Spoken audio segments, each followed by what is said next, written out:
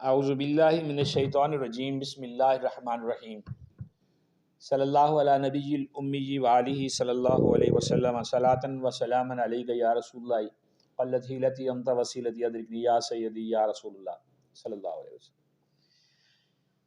آپ نے درود پاک سنا، درود استغاثہ، آپ کو بھی دعوت ہے کہ آپ بھی پڑھا کریں، اس کے بہت زیادہ فیوز و برکات ہیں۔ میں ہوں آپ کا میزبان ملک شکیل احمد اعوان اور آپ دیکھ رہے ہیں میرا یوٹیوب چینل۔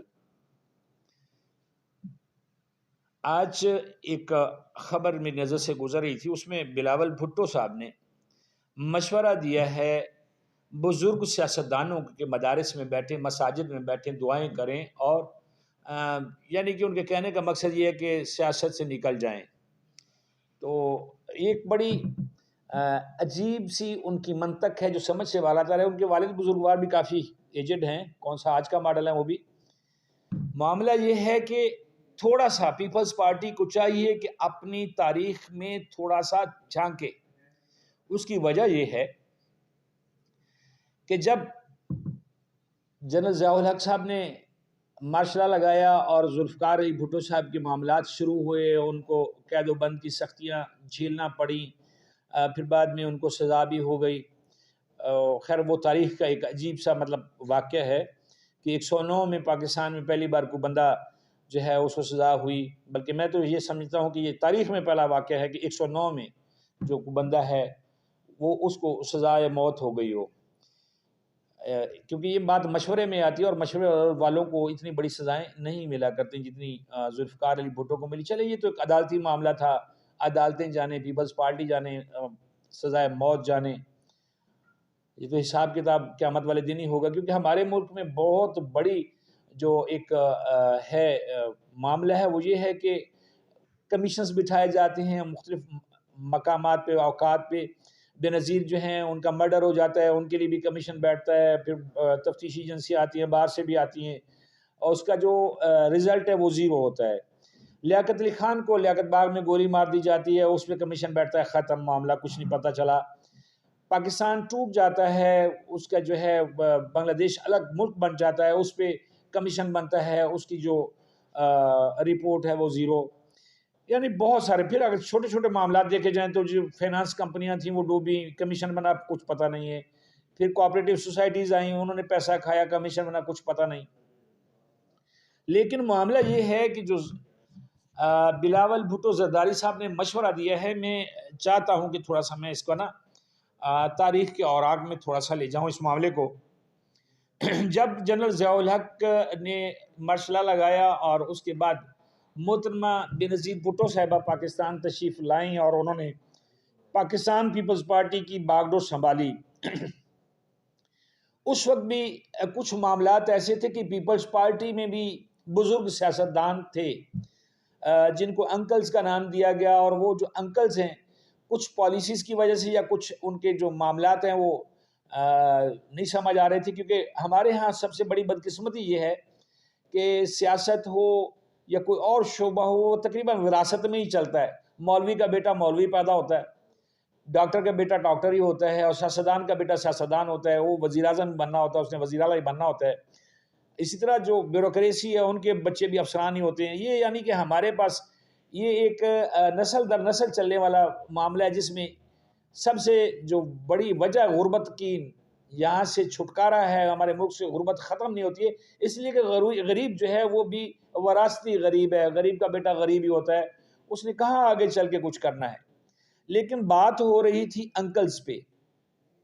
اس وقت یہ پاکستان پیپلز پارٹی جو تھی اس کے اندر جو انکلز تھے، بڑے بڑے نام تھے ان کے۔ سب سے پہلا جو نام ہے، جو بڑا معتبر نام ہے اور بھٹو کا جو انتہائی قریبی ساتھی تھا، ممتاز بھٹو، وہ قریبی رشتہ دار بھی تھے، کزن بھی تھے، اور بہت زیادہ اس بندے کی جو ہے وہ پارٹی میں جو معاملات ہیں اس میں اس کی شیئرنگ بھی ہے۔ پہلا انکل تو وہ گیا، پھر انکل آ گئے جناب علی جو ہے جدوئی صاحب، وہ گئے، پھر جو ہے ہمارے بہت سارے اور نامی گرامی لوگ تھے،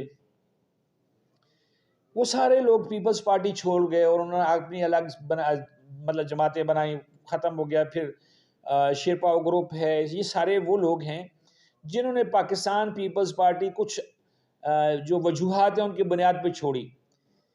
लेकिन अगर अब आप अंकल्स को मशवरा देना कर रहे हैं कि जी आप आराम से बैठें, तो अपनी पार्टी के अंदर भी बहुत सारे आपके अंकल्स बैठे हुए हैं, और अंकल्स के निकल जाने के बाद फिर पार्टियों की हवा निकल जाती है और फिर उन पार्टियों का संभलना बड़ा मुश्किल हो जाता है। अगर इतना रिस्पेक्टेबल लफ्ज़ बुज़ुर्गों का लिया जाए, वो कि बुज़ुर्ग सियासतदान, तो बुज़ुर्गों को फिर अपनी पार्टीज़ में जगह भी देनी चाहिए क़यादत के लिए। ये ज़रूरी तो नहीं है कि जी अगर आप के वालिद सदर थे, आपकी वालदा जो हैं वो पाकिस्तान की वज़ीर आज़म रही हैं, तो आप भी वज़ीर आज़म हो पार्टी में, और आपसे बहुत अच्छे बेहतर लोग भी होंगे।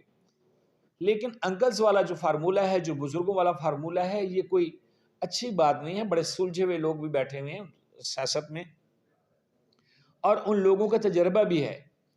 बरमला ये हमारे जो उस्ताद मोहतरम हैं वो भी कहते हैं, और अगर जनरली सोचा जाए सारी बातों से हट के कौन करप्ट है कौन नहीं है, इस गंगा में जो है ना वो इस हमाम में सारे ही नंगे हैं।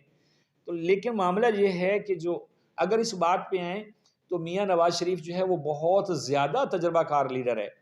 वो वज़ीर आला रहा है, वज़ीर ख़जाना रहा है, पाकिस्तान का वज़ीर आज़म रहा है 2-3 बार। तो इसका ये मतलब नहीं है कि वो एक बुज़ुर्ग हो गया तो वो सियासत को जो छोड़ के वो चला जाए। बात ये है कि अगर ये सियासत जो है जिसमें अभी इलेक्शन के दौरा में सियासतदान सारे सपने दिखा रहे हैं, बातें कर रहे हैं, हो रही हैं, लेकिन उसमें पिछले इलेक्शन से ज़रा उनकी तरफ जाते हैं, वहाँ पे ये कहा गया था कि मैं, एक लीडर कहता है दूसरे लीडर को मैं इसको सड़क पे घसीटूंगा, एक कहता है कि मैं इसका पेट फाड़ के करप्शन के पैसे निकालूंगा।